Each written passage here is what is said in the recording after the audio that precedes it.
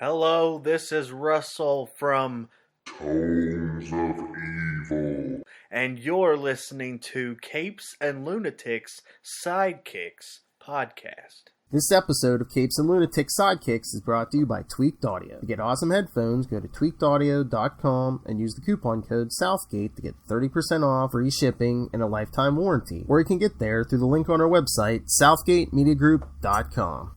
This is Luca Perich, and you're listening to the Capes and Lunatics Sidekicks podcast.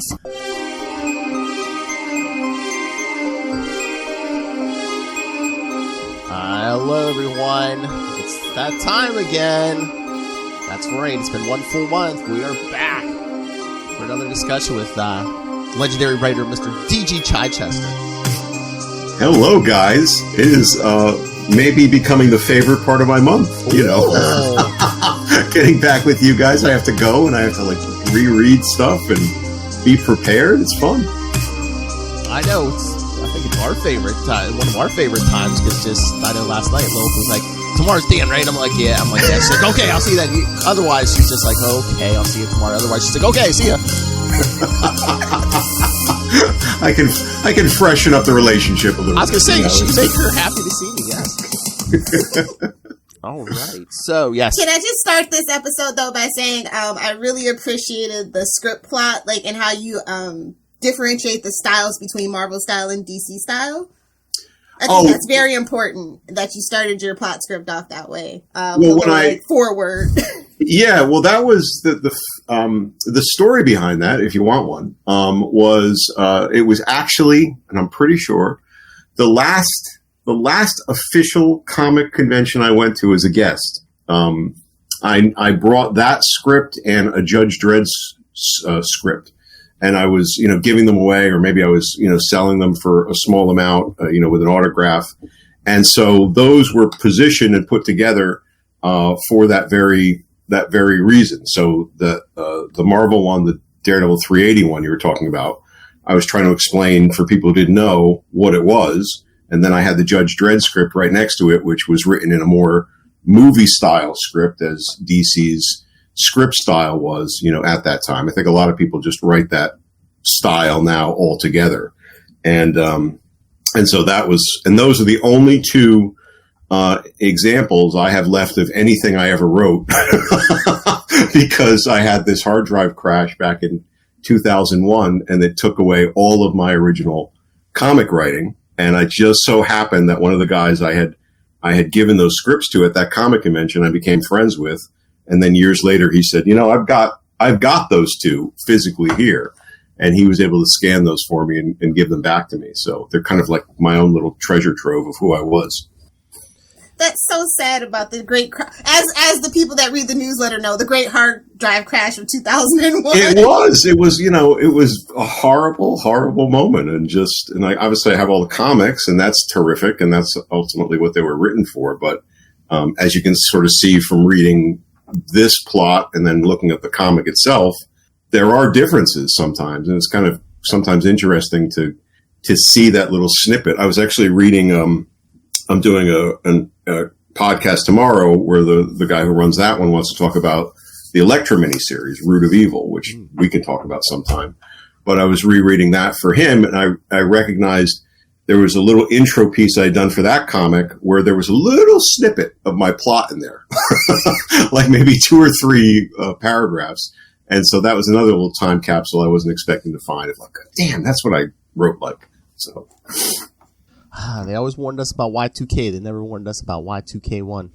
It was one of those stupid things probably of just, let's update to some new operating system and let's not have a backup ready and whatever. Lesson learned. Won't happen again. But yeah. Knocking on wood.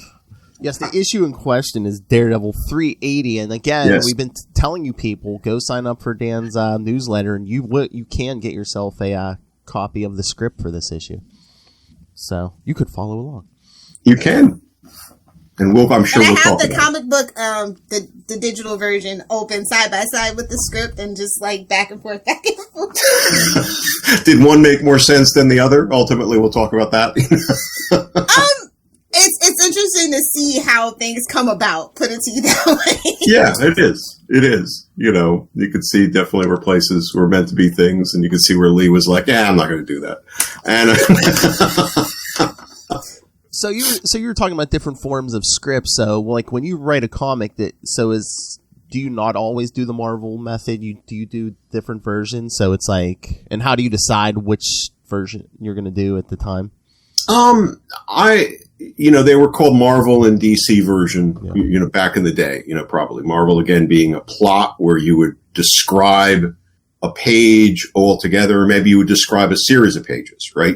For people who haven't seen this, you might say page 1 to 5, and then you would describe the incidents that were happening. And that could be really brief in some people's minds. Some people would literally write page 1 to 5, Cap and Punisher fight. And then it was up to the artist to figure everything out. You can see from the way that I wrote, I would describe kind of visual beats, right? I was almost breaking it down in my head of what the panels might be. And then the DC style, which was the script style, was a lot more like a movie script where you would describe those visual beats and then you would write the dialogue already, and it would almost be complete. You might not see that again until the comic was published. So while they were called Marvel and DC style because that was sort of the house style, you could still write a full script comic at Marvel if you wanted to. Nobody was necessarily going to say, don't do that. And probably at DC might have been a little harder. If you wanted to say, I want to do it as a plot, they might frown on that a little bit more then. Nowadays, I think more people probably write full script always is what I take it. But I always made the decision based on the artist because I had pretty good relationships with the artists that I worked with, and I would try to be in touch with them. And I would say, what is your preference? What is the style that's going to work and open it up for you the most? So, with Lee, in this case, coming back and working with him again after many years, we had worked plot style when we worked on Daredevil before. And that was a discussion we had, and he was still comfortable with that. So it made sense. And in a lot of ways, while you feel like you have more control over a script style, I always liked plot style because I would be surprised by things that people would come back with. There's a lot of detail, I think, in this plot.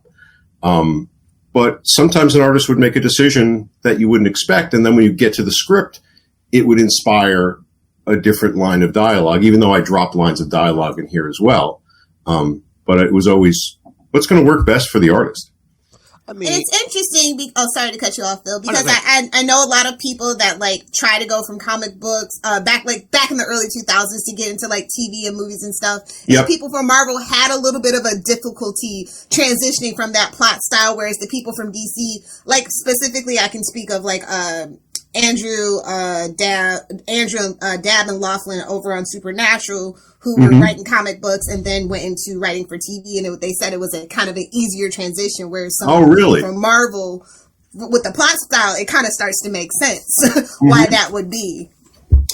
I guess it would depend on the writer and the way they were doing it. I came out of a film school for whatever that was worth. I was always thinking about visuals in that way, and I think I continue. It wouldn't have been too hard to change, say, this plot into a full script, teleplay, probably, or a teleplay. Because again, I was thinking in the visual beats. That's the way and whether the artist wanted to use that or not, I could then see the story, and I could then see where it was going to break down across the pages, or where it was going to open up into a big spread. And if I didn't do that, if I just wrote page 5 to 22, they fight and I get to go home early and then it's up to the artist. That's also kind of lazy, isn't it? I always thought that was unfair and as an editor, I would sometimes get plots like that, from a writer and not many, but, I'd say, well, is this all you're going to give the artist? And that's why we have an editor. Exactly. Really? You can't put a little more work into this? Because you would get paid the same thing for this, the way I've written this one, as that person who wrote page 5 to 15, they fight.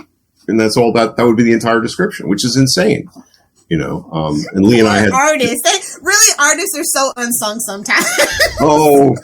And they need to sing themselves. When you look at what the beautiful thing about today is, when you watch the live feeds of some artists from their studios. I was watching one actually from Lee the other night. I happened to stumble upon it. He was inking some Batman thing. Ooh.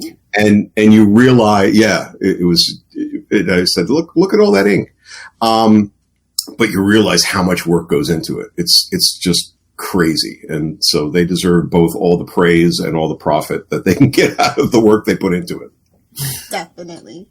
And again, it's like, if it comes out as the writer, if it comes out, if you don't give them that detail, if it comes out not looking in the way you wanted it, it's like you have no one to blame but yourself, because it's like, well, you didn't tell them that, what you wanted specifically.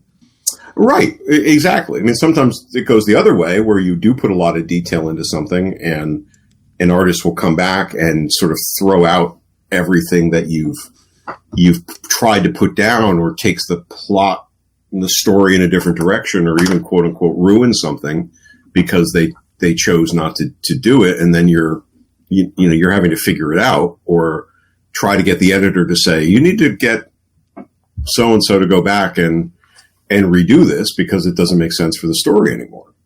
Sometimes editors would do that, and sometimes editors would say, nah, we're on schedule, figure it out. And, and then it's up to you to kind of run with it. But no, that's funny that we're talking about like the TV and movies. Like this script did remind me. I'm like, I could easily see this being adapted as like a TV show or a movie of some kind. Just the flow is insane of the script, though. Seriously, yeah. Sometimes when I'm reading like just regular, even just random already produced stuff, I'm just like, I can see where they made the changes and why. But it had a really good flow. But do you have a story behind the actual title? Why you chose the title for this issue? The Just One Good Story? Yeah. Yeah. It actually, no, well, there's two reasons. It's like, one, it's just a really good story. there's two reasons. One is, it was right around the time of Archie Goodwin's death. And Archie Goodwin was my mentor. I worked for him, which is dedicated to him. And Archie Goodwin was, for people who don't know, was an amazing editor and writer. He was the person I worked for when I worked at Epic Comics, and was a huge influence on me and many other people. And he was just an amazing storyteller. So around the time of his death, we dedicated the book to him. I asked Lee if that was okay with him, which it was. And as a storyteller, it was, wanted to say it's just one good story. The other thing was a little bit of chest beating and maybe hubris, in the sense that, and we can get into the why me and Lee got onto this book if you want to talk about that in a second. But the Daredevils that had come before this were maybe in a different direction, or were in a different direction. And when the editor called me, and then I called Lee and convinced him to work on the book with me again, is we didn't want to do whatever Daredevil had been in the preceding issues. This was coming as it was going to shift over to Kevin Smith and Joe Quesada and their new Daredevil, which was going to be its own thing. But the things that had happened maybe in between the time that I had last worked on Daredevil and Lee had last worked on Daredevil, we were sort of saying, well, this is our last shot, to work on Daredevil, quote unquote. So let's tell just one good story. Let's just go back to the roots of what we did together and go back out there and say, this is how we approach the character. This is how we want to do things. So if you have a chance to tell just one good story, this is it. And, there were so many little bits and pieces and elements that ultimately came together because of it. That was the little chest beating around it, if you will. Good thing it worked out, and it was a really exactly. Good we would have sucked with that title, right? If we had dropped the ball on it, but it ends up clicking together pretty well. And thank goodness, because it is like the last issue of Volume 1. So yeah, right. And then everything comes after that. And what are they on, Volume 4 now? Volume 3 at least, but. Oh yeah, I think it's at least Volume 4. Exactly. Modern comics. I know. Let's renumber. Somebody should sell a numbering kit where you can just go into the store and just, I want this to be the new number one. Hey, it's a worthy bookend because look who did number one, Stan Lee. It's worthy bookend. I was, we were very, pleased to do the story, and when Tim called, which was completely unexpected, it was very flattering to think about having a chance to do something like this. Okay, can I guess why they called you? Was Kevin Smith running late? No, it was Kevin. I'm sure he'd begun by that point, or maybe he hadn't. I don't know. It was obviously coming up on his run. Tim Toohey, who was the editor at that point, I knew him from back when I was on staff, or at least had been writing. We were friendly, and he liked the work that I had done on Daredevil, especially with Lee. We were both Alien fans, which was another little bonding moment in the movie Alien and Alien. So we'd always have conversations around that. So we knew each other. But he had been given the Daredevil title as a kind of a lame duck editor.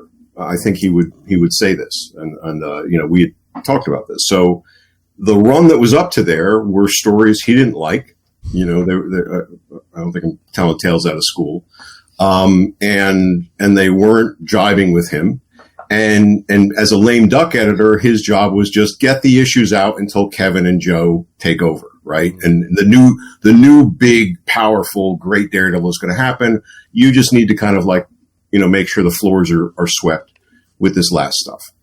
And so he could have done that and was doing that, to an extent, maybe with the issues that were running.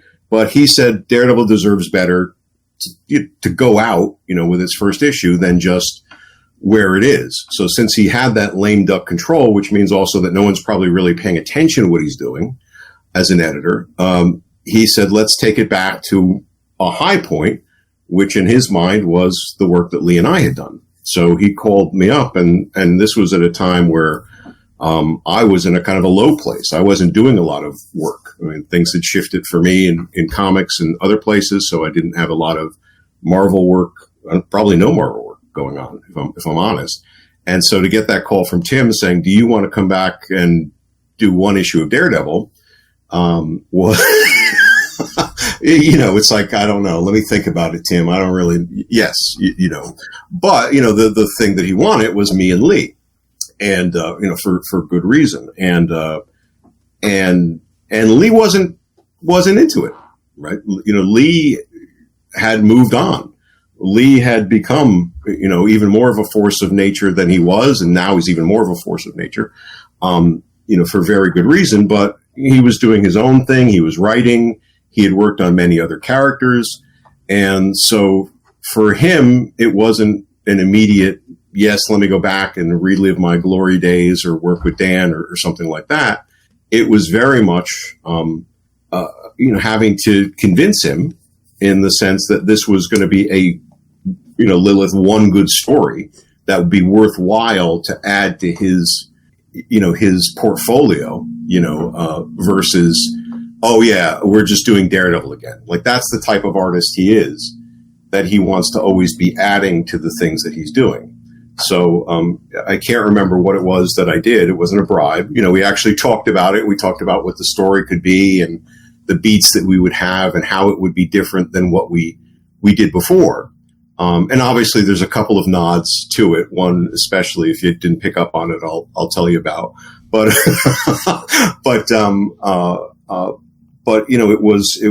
was an active discussion. And then, I'm thankful all the stars aligned, and he ultimately said, yeah, this would be one good story. This would be great to work together, and this would be something new and not something from yesterday. So is that the reason you said you wanted something different than your previous Daredevil run? Where you just like, Lee, it's going to be completely different, Well, yeah, and it's not completely different, right? Yeah, no. In fact, it feels...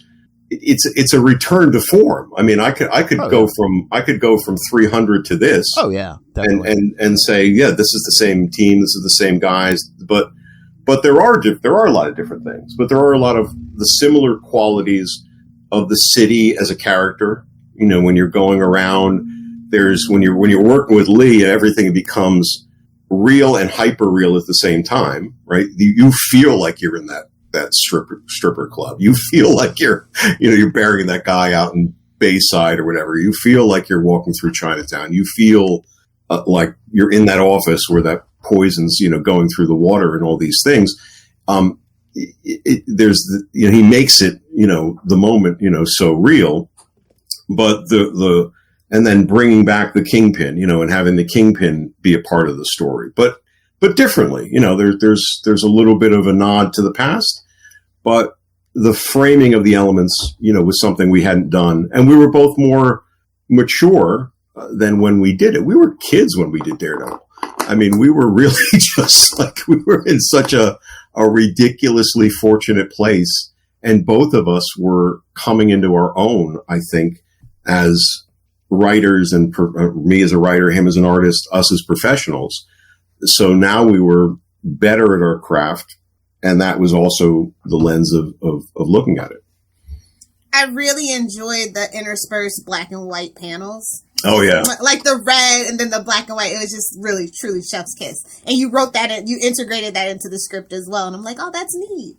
Yeah, it was, and that's, I think, where the discussions, were coming forward, right? Because this wasn't a matter of like, great, Lee, you're on it, let me go write the script. There were certainly conversations around how are we going to handle the courtroom scenes? How are we going to handle, certain things like that?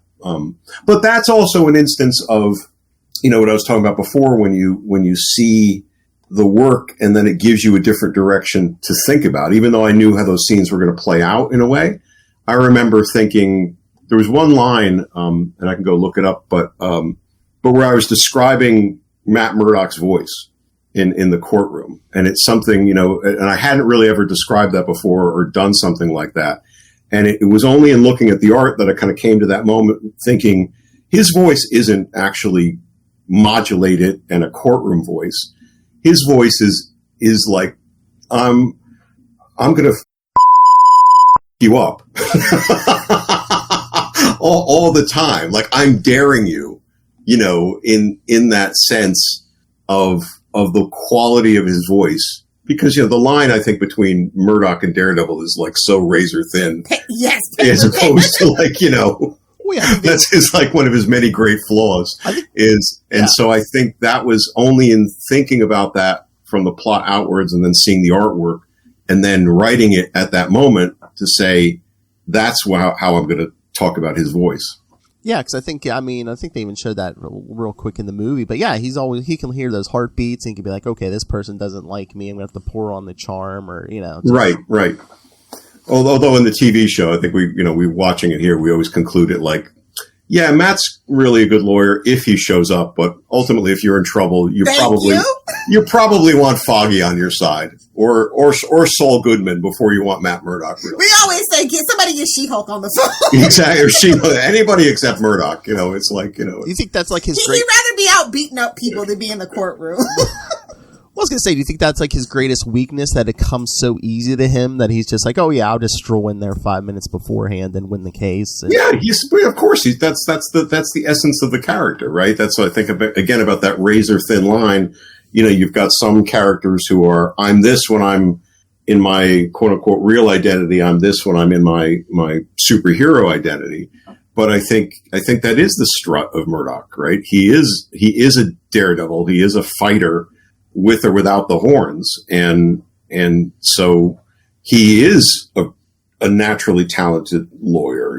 He has, adeptness at that. He's also trained but there's a cockiness, there's an ego to this that allows him to sort of walk in and say, yeah, I can get this. And many times he will, but when his life is fracturing, which it often does, then woe be that client who might be waiting for him to be the best advocate for him.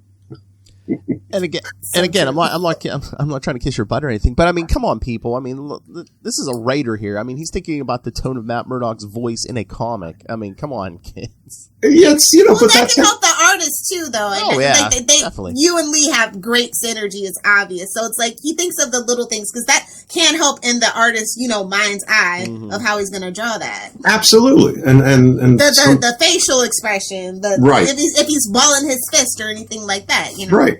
And that could be the moment that you focus on, the balling of the fist, instead of the rest of it. You put that in the plot, or if you've talked about that.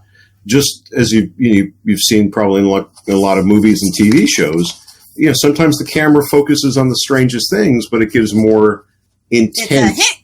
Yeah, and it communicates more, and then it's a better story for that, or refocuses your eye. Definitely. So where did the idea for this whole story? I mean, for the whole, the politics of this story, because I know some of the other stories we talked about, you said, I read something somewhere, so where did you get the idea for this? Well, the clip file. Yeah, the clip file. Where do we go back to? I mean, so when did this book come out? When did this actually get published? Was this like 98? Because I think, isn't that when Kevin Smith started? Right. So, let's see. What does the indicia tell us? I want to say, I think you're right, but, yep, 98.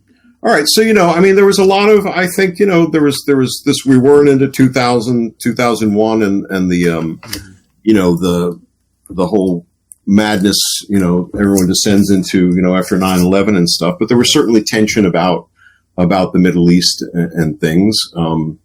And so that will, definitely fueled, thinking about the prejudice against, the individual that gets accused of being the terrorist, with it. So there were aspects of that.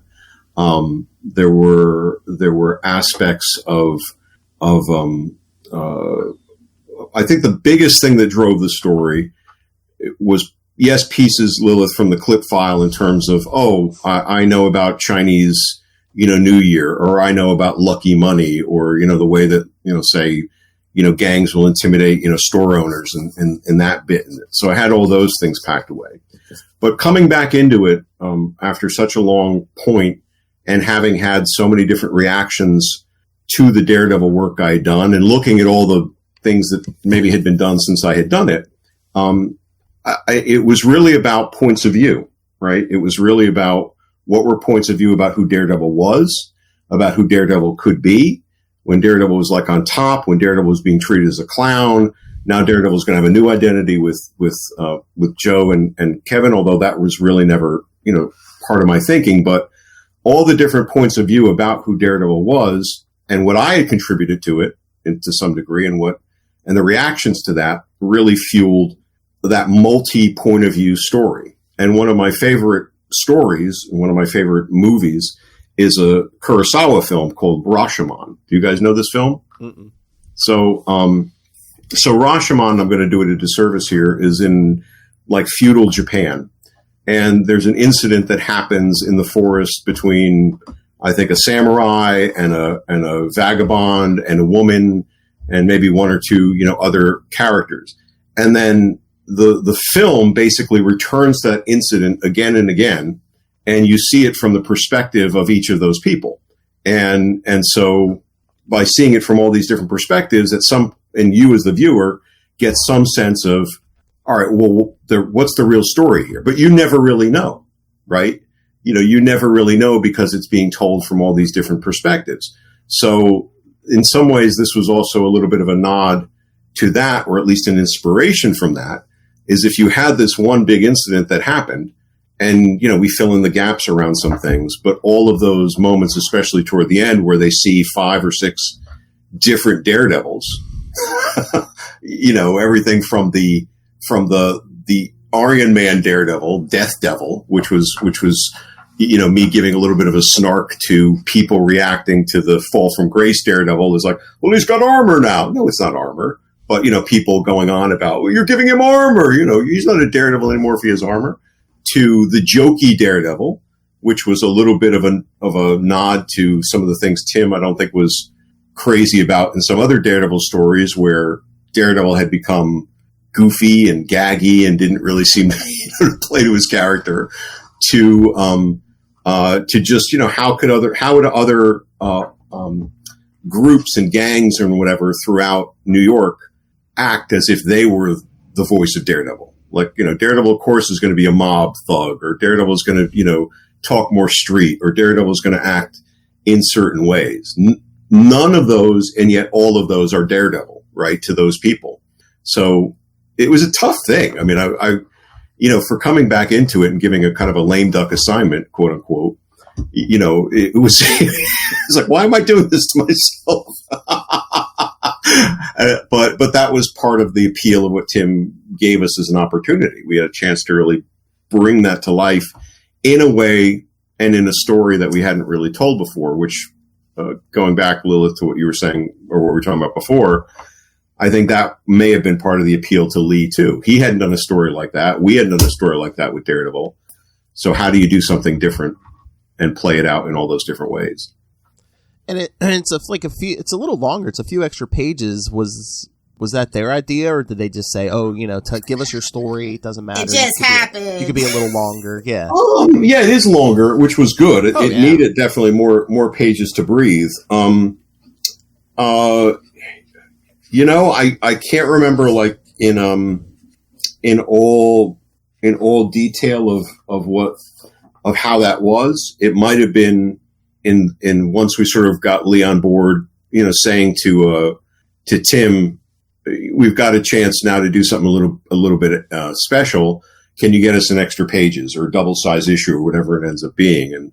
And I guess he was able to kind of go back and maybe make that justification because it was the last issue and those things. So once we knew that, then we were able to blow it out and open it up more, which it definitely needed. It would have been a very different story. Probably would not have been the same story if we only had 22 pages to tell it at that point. But yeah, I love like the little call outs to your runs and stuff. Like you said, we were talking about the armor stuff. The first time I read that, I'm like, oh, is that them saying, just see, could have been worse. Well, not so much worse that it was just like, that was the reaction I got from some people who always struck me, apologies to them, I guess, but as someone uninformed. They would look at the costume or the uniform or the outfit, from a mile away and say, "Oh, you gave Daredevil armor. Yeah. Therefore, Daredevil is not a risk taker anymore because look, he's protecting himself." Yet, what do we ultimately see in the TV show? We have him go and get himself an outfit that is protective, not because he's not taking risks. He certainly is. You got to take smart risks. It's smart risks, exactly. So that was the point of it. So yeah, that was a nod.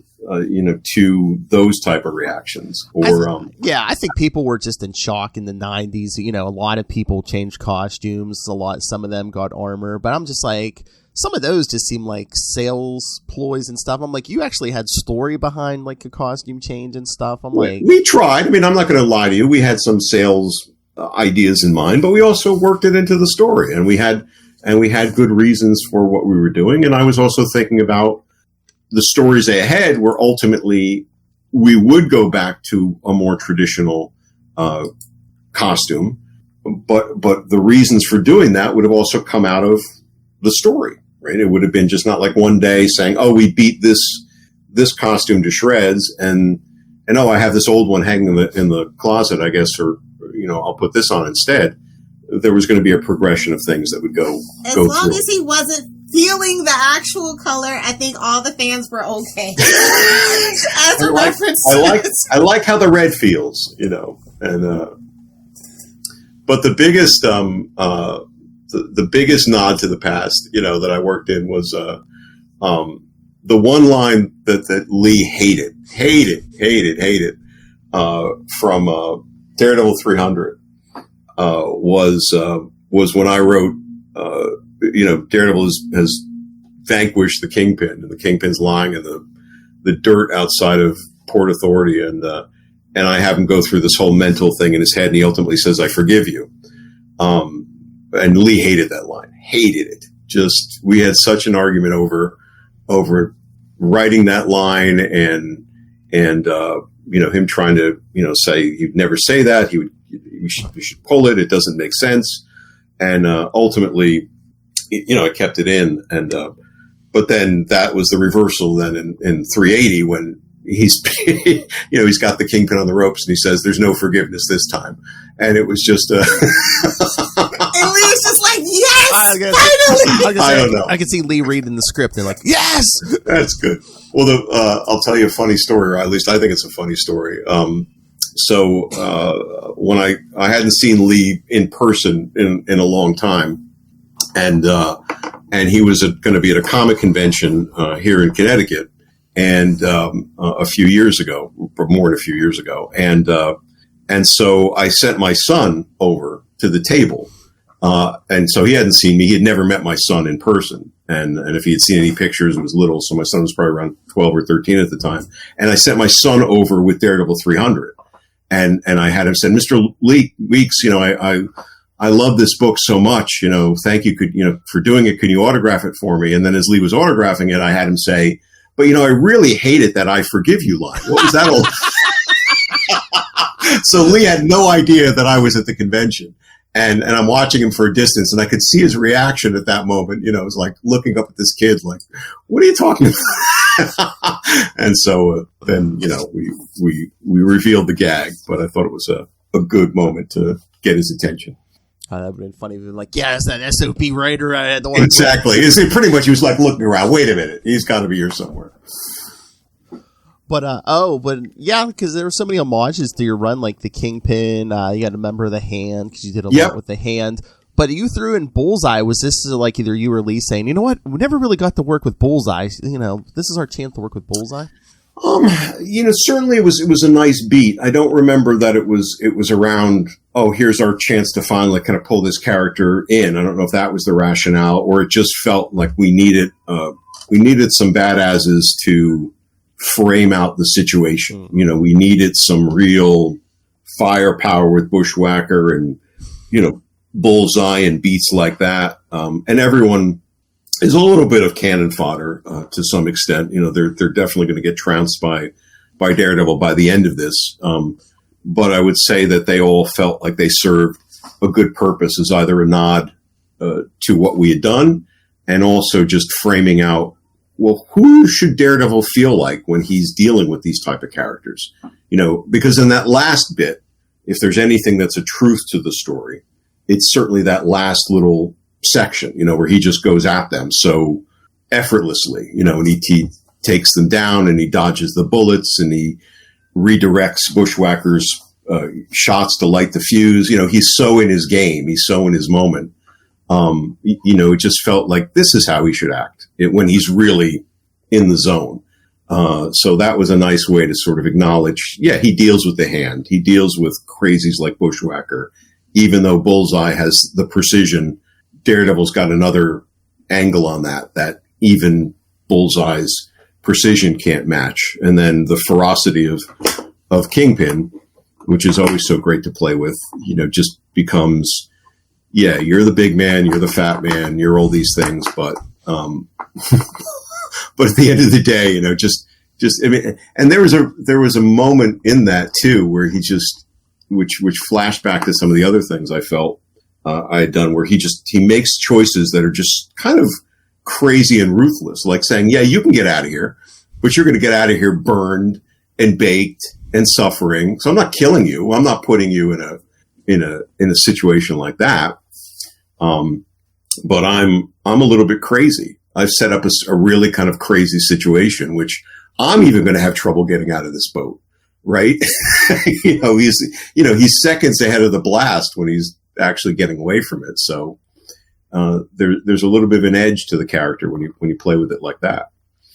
And I mean, like we said, the issue is a little bit longer. It's just a few pages, but for you, do you find that easier or harder where it's like, in your run, you might have had like 4 issues or more, or at least 2 to like stretch your legs a little bit, let the thing breathe. Is it easier or harder just doing like a 1-issue story?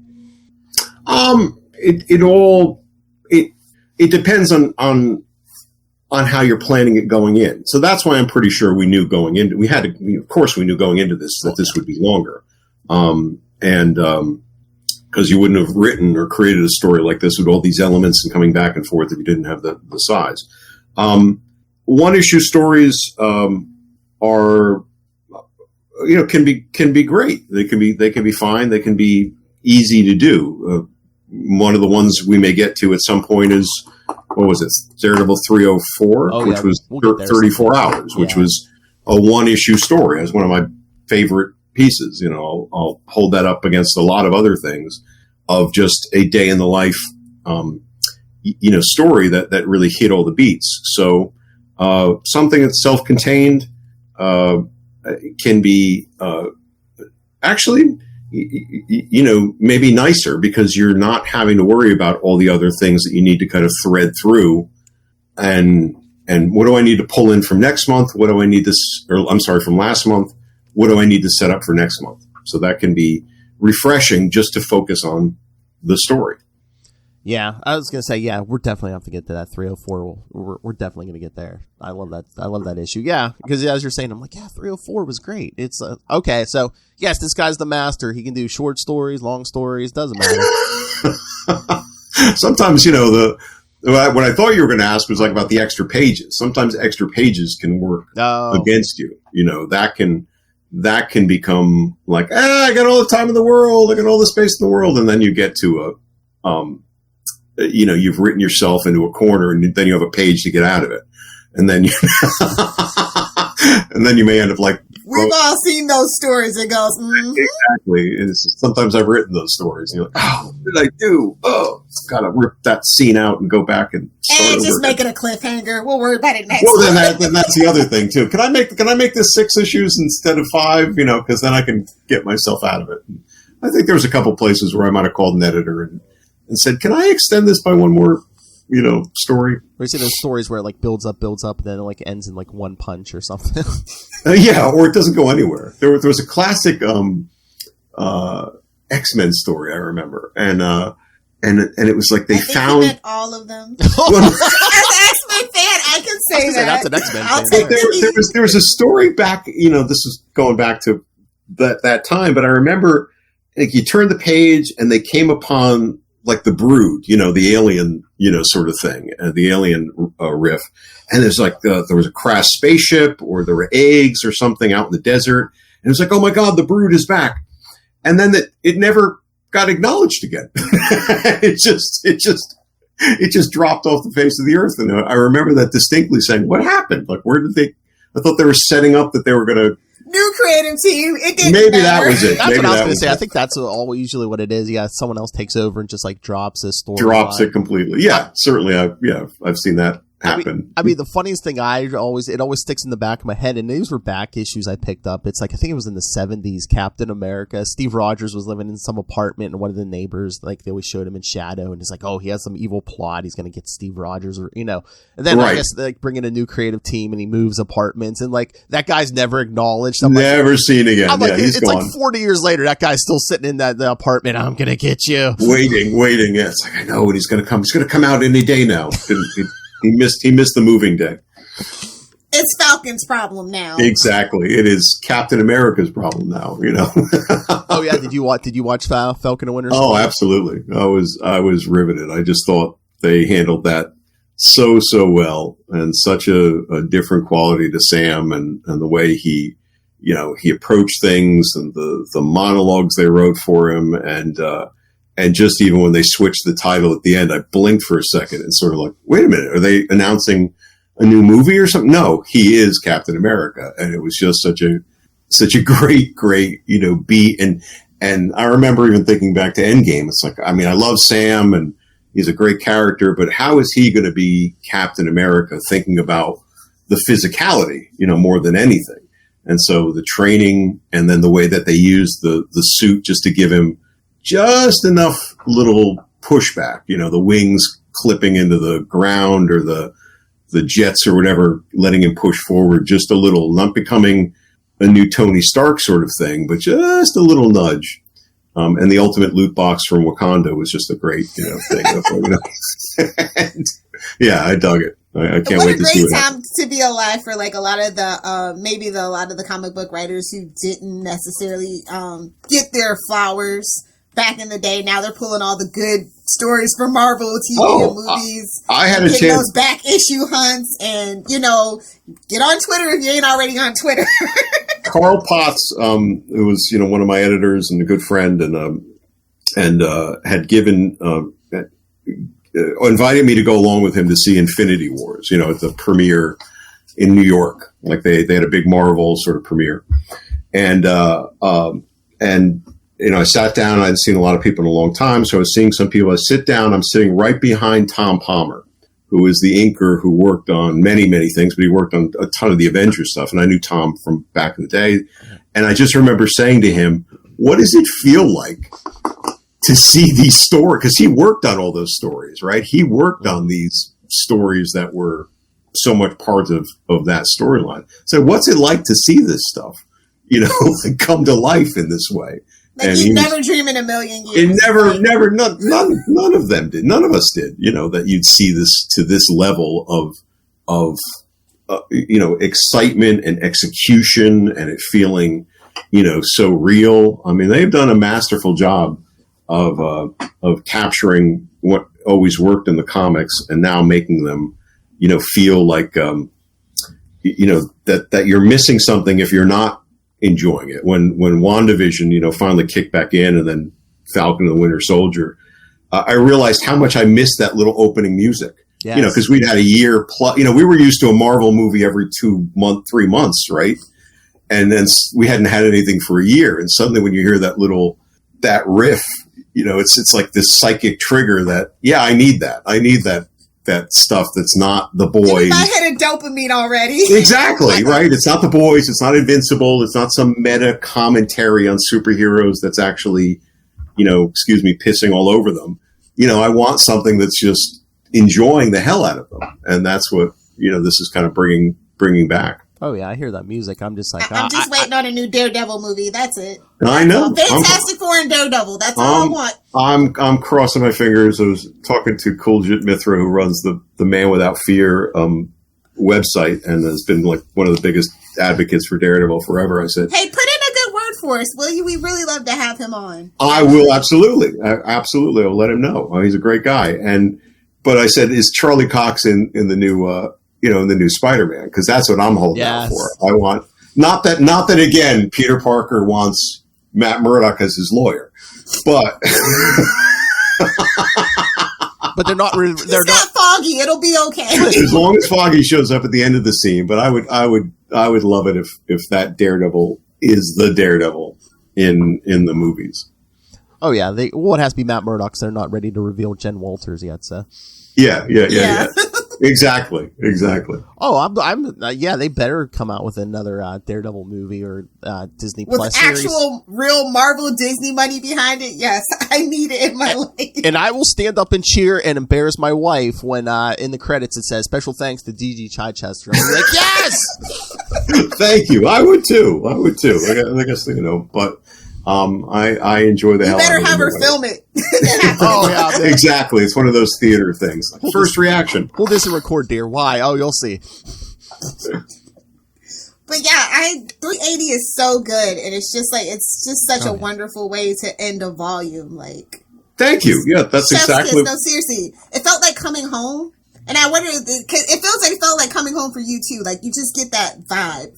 The synergy between the two of you with the storytelling and the artwork and the back and forth and the multiple points of view and being in his head. And it's just like a hello and a goodbye and a hug, you know? I could not have described it better. I think that is, thank you for saying that, Lilith. That is probably, if I could flash back to how I felt doing it, and even just looking at it now, that is definitely, you know, the zone I was in, right? As I said, like, oh my gosh, I haven't worked on a lot of comics. I need some work. When Tim called, that was probably the first thing in my mind of like, yes, I've got some work, you know, to do. But once the work itself kicked in, and then being with the character and being with Lee, you know, not a nostalgia, right? But all those things you just said, right? This is something I cared about. This is somebody I cared about. That being both the character and Lee, and finding that, you know, that coming home, that, you know, re-embracing of certain things, reactivating a lot of those tools. And my point of view, I don't know if it was, I think it was unique at the time. I'm sure other writers have played with it more, but I think my point of view on the sense is was a little bit different than other people's, and at least the way I sort of applied certain things. And so going back into that and bringing those forward and doing, you know, the nods to the city again in a way, yeah, it was all coming home. It was definitely that feeling. What was the deadline? Like, how many weeks did you have to get this done? It wasn't,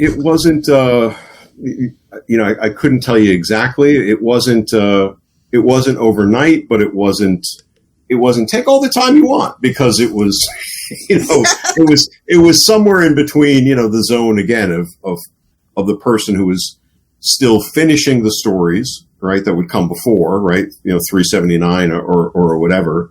Those may have been done. I don't know, but definitely Joe Quesada and Kevin Smith were on the horizon, you know. So I would say, you know, typically there was probably, you know, a 2 to 3 week zone to write something like that. That just kicked in my anxiety. and then Lee, you know, a typical issue, you know, to be a professional, right, and which Lee definitely is, you have to illustrate a book a month, right? There's at least one book a month. I mean, when I was at the height of writing things, I was probably writing 4 books a month. You know, that was probably how many books I was writing at any given time. A writer obviously has less to do. But, you know, for a professional artist, I think, you know, it's basically got to be about a book a month, and then the inker had to come in. So Al inked this. Did Al ink this? No, Campanella inked this. And, you know, so that's probably 2 to 3 weeks. And then the colorist probably had, you know, a week to 2 weeks, the letterer a week to 2 weeks. So this is probably about 2 months, 2.5 months, I would say, out from publication is probably when we might have gotten that call to kind of be right in the zone of doing it. And then it was, now it's different, you know, digital things. That was all completely physical stuff, FedExing pages back and forth, or, you know, not FedEx. I know, faxing, you know, crazy thing. Faxing was like, oh my God, I can fax my plot in, you know. But yeah, I would say it probably was a 2 to 3 week most to write that plot. That's amazing, honestly. Oh yeah. To have that kind of, like, you know, like pressure. It's like, okay, this is the last issue, the last volume. Got to get these creative juices flowing. You got to get it going. Yeah, and but then that's, you know, that's part of it. Like, certainly there were those things that we just discussed, right? There was a lot of, I want to bring this in, or I want to do a nod to the armor, or I want to do a nod to when I think Daredevil's been too violent. Like, there was that scene where he's like, I'm going to kill you.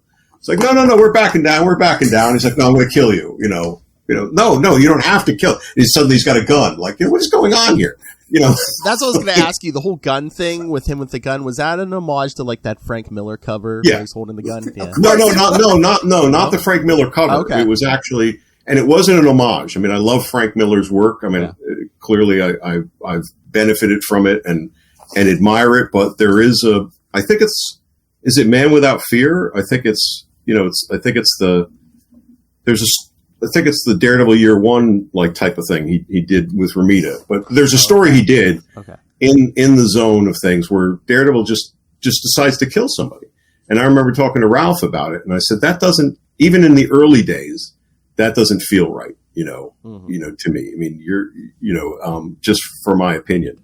So that was my, I guess, dig, not more than homage, you know, at that sort of thing of having him become suddenly so violent that he is going to do it. But obviously it was played out in the whole, you know, the whole structure of the story. Here's somebody else's point of view about Daredevil. You know, one version he has killer armor, and another version he's a clown, and another version he's a, you know, somebody who's just going to pull out a 45 and start like wildly shooting around the bar like a blind man. I don't know.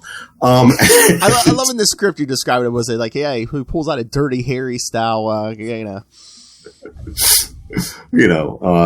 Yeah. So that was the inspiration for that bit.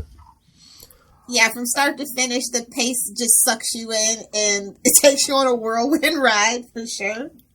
That's and great to hear. Yeah, I enjoy this, and it's just like, oh wait, there's not going to be more of this. Which what comes next is okay, but it's always like I'm kind of like resistant to change. I hate when creative teams change because it's just like, do we have to? Are you sure? And that's the nature of monthly comics too. It's sort of there's you have to change the teams, or the teams have to change themselves, because you do. And this is, conversations fans have, professionals have, all the time. And that's, there's a bit of a beauty to thinking about, as much as continuity works for you, right? There's also there's appeal in thinking about just coming back to characters and telling stories with them that don't always necessarily have to be tied together. I love George Miller's Mad Max movies, right? On one order of business, you could sort of say he just keeps telling the same story over and over again. Yet because he's changed as a filmmaker, right? Mad Max is a completely different movie than Road Warrior, which is a completely different movie than Thunderdome, which is a completely, and then Fury Road comes from another planet. They all use the same characters in the same world, but he's not worried so much about continuity, right? In that thing. So he can break apart those things. Whereas if a creative team in a comic that is based in continuity doesn't shake themselves up, you're going to get into a. Well, you got to make the fans miss what they had. Yeah. I think you got to keep yourself, invigorated. And sometimes you make decisions that are weird. You move Daredevil to San Francisco, right? Because that writer was in love with San Francisco, probably, or lived in San Francisco. And maybe that works out really well, because somebody loves that city and then can bring it to life in that way. The only Marvel character that belongs in San Francisco is Venom, because I need him as far away from Spider-Man as possible. What'd you think of the new trailer? Scary.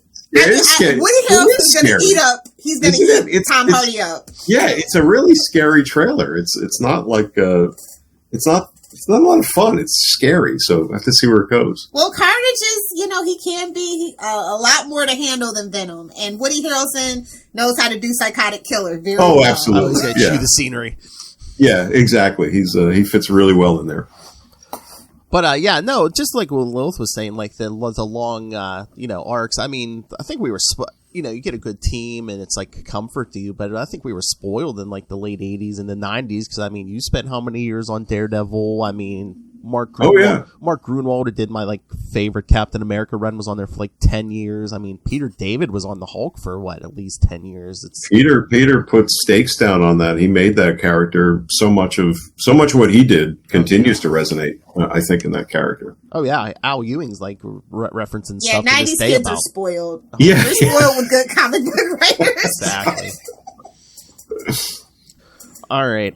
Should we get to the feedback? Yeah. You said you got what Ray and Russell have to say. Please. All right. So here, I will start with Russell. Let's see what he had to say. Hey everyone, it's Russell here to give my feedback for Daredevil number 380. Yes, I did end up sending feedback after all.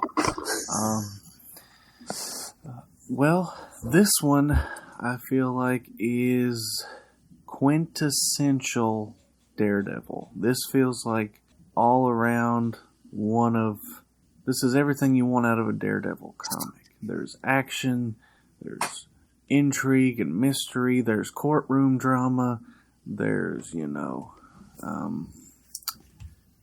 everything. It's just everything you could want, and it's a nice little cherry on top for the Chichester run here. Really love the art. Lee Weeks knocking it out of the park on this one. I love how Daredevil looks. I love how, everybody looks. Kingpin, Bullseye, Bushwhacker, the Hand Ninjas, all awesome. The story is really good, really good. I like how you got all these different situations going on at once, and then they all kind of converge at the end. The courtroom drama stuff was good. It's unfortunate that some of these, politics are still very relevant to this day. Yeah. How we view people of other cultures and races and all sorts of stuff. And it's unfortunate that we still have to deal with these problems. I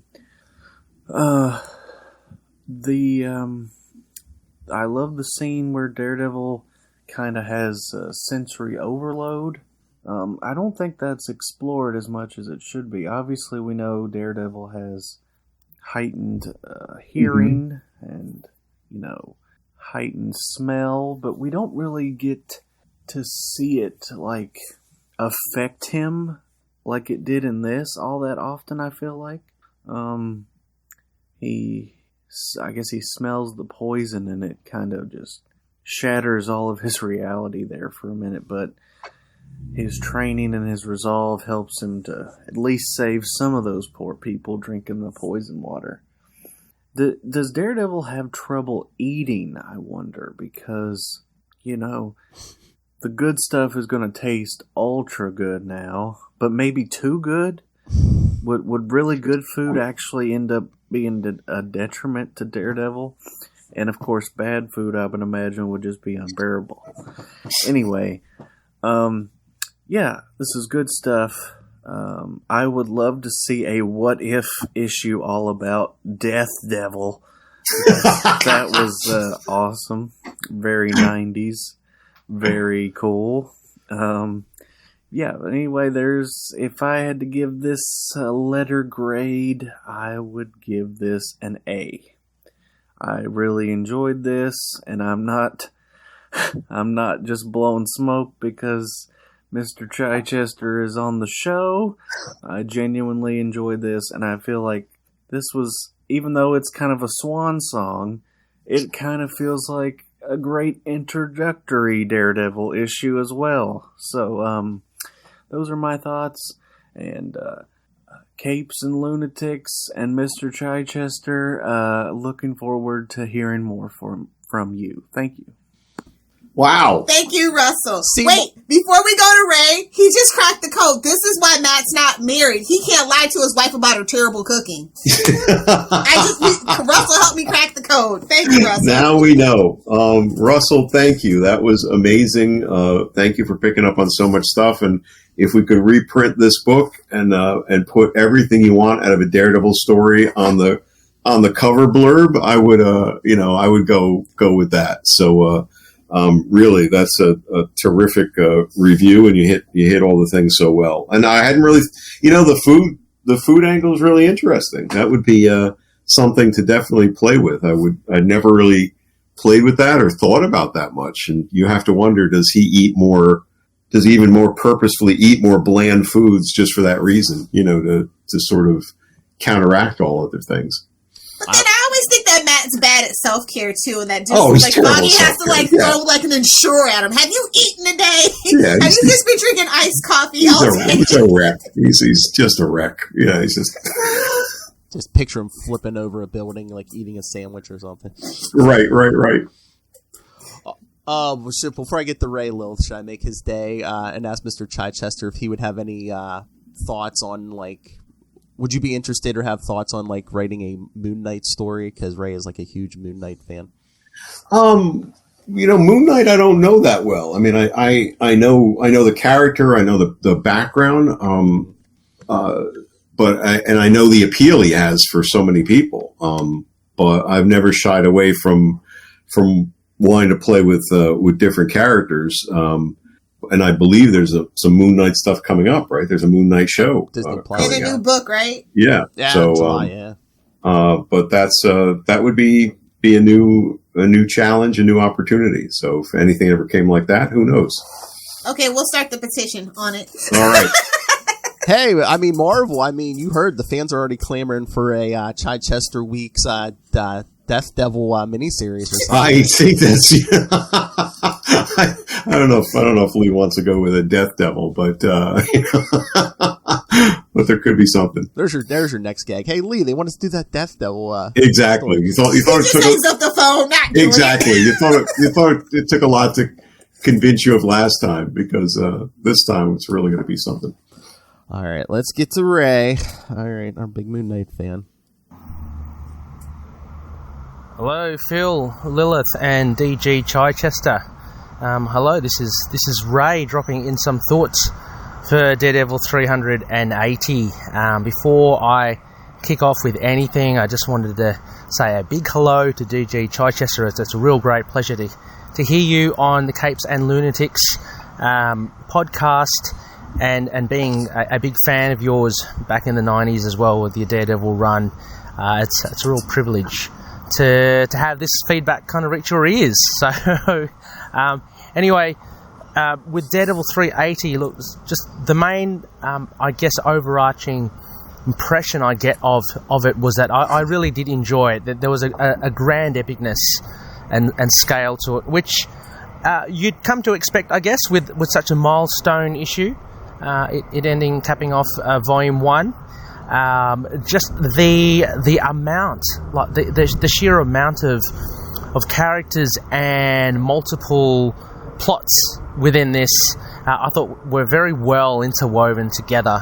So I guess the story with Matt Murdock as well, with the gentleman accused of terrorism, that interweaving with Kingpin and his own plans and what he was wanting to do. And of course then the likes of like Bushwhacker and Bullseye and having those supervillains face off against Daredevil.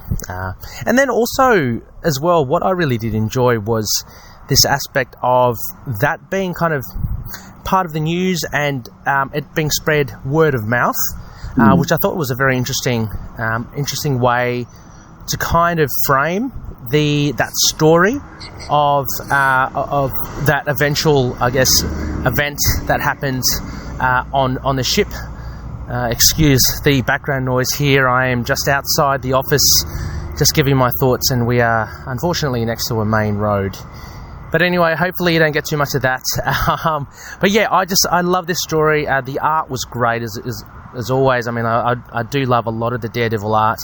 But yeah, really did love the epicness and just the, dare I say, like just the mastery of handling like all these plots and all these characters together and making it a coherent and engaging, but also at the same time a quite complex story to put together. So yeah, really cool. The thing about Daredevil, which I do like, that sets him apart from, I guess, the other big ticket heroes in the Marvel Universe, is that a lot of his adventures aren't necessarily overly like flamboyant. They're very tied to, I know it sounds cliche, to the street level, but his battles and his fights aren't necessarily that of fireworks and bells and whistles. And although we do get some really cool fights here with the 4 assassins that Kingpin sends forward, I mean, much of the enjoyment for this was the groundwork laid, I think, for, I guess, this lead up for Daredevil on that big ship at the end, but also, in his civvies as well as Matt Murdock and what goes on behind the doors of the Kingpin and his crime syndicate. So that sort of stuff is really, for me, the grassroots for Daredevil, and I loved how that kind of came out here. And as always, again, like, I know it's very synonymous with Daredevil, but the fact that the city itself has it's a character of its own, and that very much came across as well. With, you see a lot of scenes of like residents of the city talking, as I mentioned, talking about Daredevil and what they'd seen on the news, that sort of stuff. So I loved how we got these differing perspectives. It just gave a different kind of flavour to the storytelling, and it made it, just made it a lot more grounded, if I can say that. I keep on saying that, but a lot more grounded and a lot more of just a different kind of adventure that you don't usually, that you wouldn't get with the likes of the Avengers or the Fantastic Four, that sort of stuff. So yeah, very, very earnest stuff. Anyway, those are my thoughts. Thoroughly enjoyable. I would give this a good A, of course. It was a real treat to read. Like I said, it's something that's worth reading over and over again as well, because there's just so much in it. So anyway, thanks for listening to me, and I'm looking forward to this discussion between yourselves, Phil, Lilith, and DG Chichester. Anyway, take care. Catch you later. I love how everybody is just forced to say your full name just because I know, I guess have it a doesn't. DG Blizzard. Like, no, it doesn't sound right. We have to It doesn't. It doesn't work with just the other thing. Although my wife, for the longest time, just called me Deej. I think but that was Ray. That was amazing. That was thank you again. Like Russell, for picking up on so many things that are in there. I mean, it's just great that it comes across from a writer's perspective and creative perspective, but more importantly, for somebody who's a fan of the book and the character, that all those things added up for you. I'm just very pleased to hear that, and very grateful that you gave it so much attention and thought, and that it works for you in that way. Oh yeah. All right. Any final questions, Lilith, or should we let this man get on with his Saturday? Let this man have his Saturday. We really thoroughly enjoy, obviously, having conversations with you. Yeah, you guys are. To many more.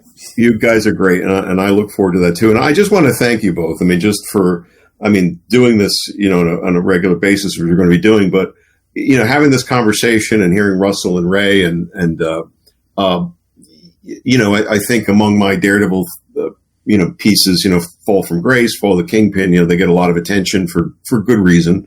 But this issue meant a lot. It meant a lot for the reasons that we talked about, and it doesn't probably get as much attention. There may be a lot of people who just don't even know that it exists, because it sort of came, after a call it a so-so run of things, like Daredevil sort of running out, his steam on what came before, and then it was going to pick up with the bigger attention of Joe and Kevin Smith. So I don't know that it's quite lost in between things, but maybe a little bit. But I really appreciate you guys giving it its due, because I know what we put into it, and hearing it shows in every single page. Honestly. Yeah, so it's nice that it gets a little spotlight. I mean, for myself and for Lee, but I think also just for the character and just the sense of what Ray and Russell are kind of saying. Like it hits so many of the Daredevil notes that we all enjoy. That I'm going to be bouncing on this for at least the rest of the day. So thank you. You're welcome. I was going to say, and two, this is all Marvel Unlimited, but maybe just because it is like a one and done issue, it's kind of hard to collect and trade, because like Fall from Grace, that's like a nice package, right. 6-7 issue run. I mean, they probably don't like a Chichester collection where they take all your issues, and then this could be the last issue in the collection. Yeah, no, I mean, it's, I like I said to you at the beginning, or maybe before we turned the mic on, but, it was always tough to find until fairly recently. A lot of the things I'd worked on with Daredevil didn't seem to rate collections. While there had been a Fall from Grace collection, that sort of fell off the radar, and you couldn't find the original one, which I actually was looking at for one reason or another. So, like, this was the original, like, sort of standalone, like, Fall from Grace collection that was put together, and then it wasn't on the bookshelves forever. Or the original Last Rites or Fall from the Kingpin collection, you couldn't find that amongst all the other Daredevil collections. Now they're starting to put that into the epic, the big epic, collections of many, many titles, which I was joking with Lee about. Like, they did one, they called it The Fall of the Kingpin, and then we're number 4 and 5 on the credits list. Which, there's many people in there, so that's fine. It's like, it's not just us, but it's always funny when they do that. That there was one that's called Root of Evil, which was referencing the title of the Elektra story, and I think that me and Scott are like 4 and 5 in the credits list again. So, but yeah, it would be nice if this got some more attention, and now you've given it more attention, and I will take this podcast and I will push the hell out of it everywhere I can to say, listen, we were talking about this. You should go read this issue. Nice. But do you think this did like Fall from Grace and stuff get like a second life, maybe around like the Netflix series and? Not so much. I don't think. I mean, I think it's it's definitely its own story. I think I mentioned you guys. Does Marvel put stuff like back in the WoW? Oh, do they put more stuff into circulation because of that? I don't know. I mean, certainly it's shown up in some of those collections, and there was a epic collection that was many stories that was called, I think, Fall from Grace, even though it had many other issues around it. But I don't know that it was tied to the shows. I think there's always been and you'll hear this from a lot of people who've worked to create comics and people who run comic book stores and such.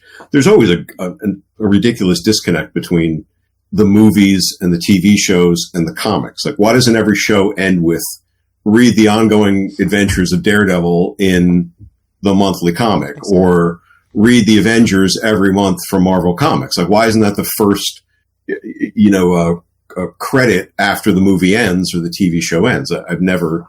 What would that take? Nothing. Like literally. So why isn't there that connection to drive the interest? Exactly. I think we've even said that. It's like, why don't you get a commercial? Well, publication isn't necessarily future-proof, but media, as in television and movies, is a little future-proof. Is kind of my thinking about that. But maybe. Unfortunately, I totally agree with that, though. And, not for nothing, Arrowverse over on the Berlantiverse, they actually do that, and they have like tie-ins and stuff. They do that synergy because they have to. Yeah. So, but yeah, Marvel is, I feel like they just feel like it's just two different things, and like people that are only comic book fans aren't necessarily, there's some of those that still exist that don't do the MCU thing. Maybe somebody, made some decision that it would confuse people, something, because the public are idiots. Yeah, we know. Or I have no idea.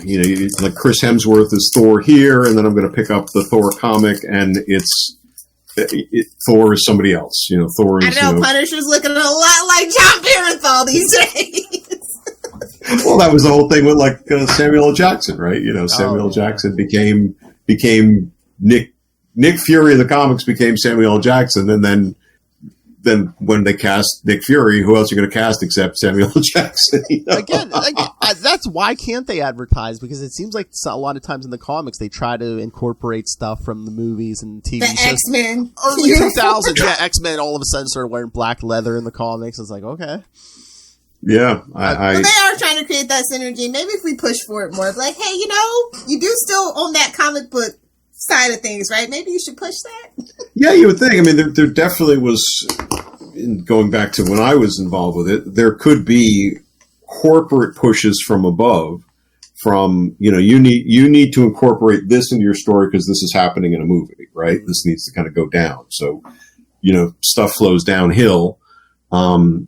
But I don't know that always activates back the other direction in the sense, again, of just can't you just promote the comic in the film or put it, or in the movie or the TV series. So whatever, we have a few more episodes together to solve all the world's problems. So yes. All right. Before we let you go, I'll let you promote, but first I'll give you and the listeners the homework. Next time when Mr. Chichester joins us, I wanted to cover Daredevil 305 and 306, the Surgeon General story. Oh, guest starring Spider-Man. Yes. All right. My homework is in place. I will go down that road, and we'll talk about that inspiration. Excellent. Okay, guys, as always, thank you. This is terrific. My plug is, please, listeners, check out my newsletter at storymaze.substack.com. That's my big plug for this time out. Weekly newsletter of writing stuff and creative stuff and comic stuff, and people seem to be having fun with it. And then next month, I will have another plug to go in addition to that one, to just talk up a little bit of something, which will be fun. So you got that to think about. You can plug as much as you're giving us a lot of your time. You can plug as many things as you want. Okay. And kids, go buy your Fall from Grace collections and yes, go. We're all talking about these stories. Check them out. And just as a reminder, if you do go for that newsletter and you sign up for it, this plot to Daredevil 380, not the comic itself, but the plot, you will get a free copy of for signing up. Yes. All right. So yes, thank you again so much. I mean, you said you have fun. We thoroughly enjoy these chats. This inside knowledge you give us every month. My pleasure. All right. Don't make them sit through the plugs. I know. I won't. I'm happy to go plug. Do the plugs. Do the whole show. Get it wrapped up. All right. So kids, yes. In 1 month, when Mr. Chichester comes back, Daredevil 305 and 306. So send me your emails. Like you hear, you can send audio, like Russell and the Giddy Ray. So yes, email us capesandlunatics@gmail.com or call the voicemail 614-382-2737. That's 614-38-CAPES. And remember to follow The Devil You Know and the Daredevil Podcast. Yes. And links to all the social media for all the various shows we do. Links to this YouTube. Hey, do you want to know what Mr. Gigi Chichester looks like? Yeah, so go subscribe to our YouTube channel. Links to our Patreon, links to our merchandise, all in one place. That's Linktree, linktr.ee/capesandlunatics. What's this weird doing with an audience? And please go support our sponsors, Tweaked Audio and Hunt a Killer. Get yourselves a good And don't forget to use that Southgate code on both. Yes. The Southgate Media Group. But more importantly, go pick up our book. Yes, Pod Life the book. Yes, I'm in there. Just stories from podcasters. If you're ever curious about the world of podcasting. And you can pick that up on Amazon. And when you do, use the link for Southgate Media Group right down there in the show notes. Help us support this show, the network, and the man pulling the strings, Rob Master Doom Southgate. The kingpin himself, the Southgate Media Group. Make it rain. It's gonna burn. So says Master Doom. Okay. Lilith, where can people find you online? You can find me live tweeting Legends of Tomorrow on Sundays over on Twitter at Lilith Hellfire. And of course, me not making content at Lilith Hellfire 69 on TikTok and Instagram. I'm 12 when you need me to be 12. Bye, Felicia. Bye, Felicia. Okay, kids. Thank you for listening. Thank you once again to Gigi Chichester. That's right, kids. His full name. We get to call him Dan. No one else.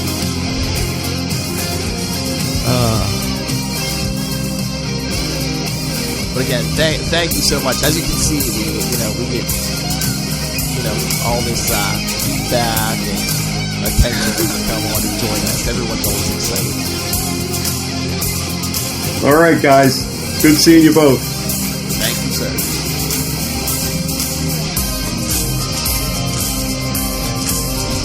You made Ray all giddy. I know, he was so cute. He's like, oh, yes, I know. Oh. Never heard his voice go that high before.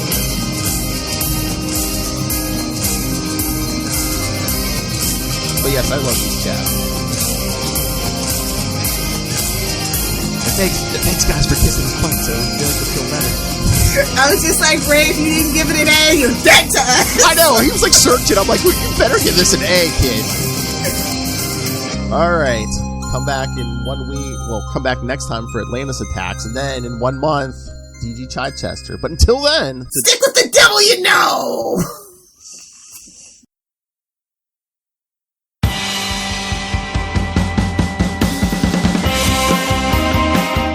Hi, I'm one of the High Priests of Khonshu Ray, and I have the sacred privilege of providing you, the loony listener, with a podcast honouring Marvel's very own Moon Knight.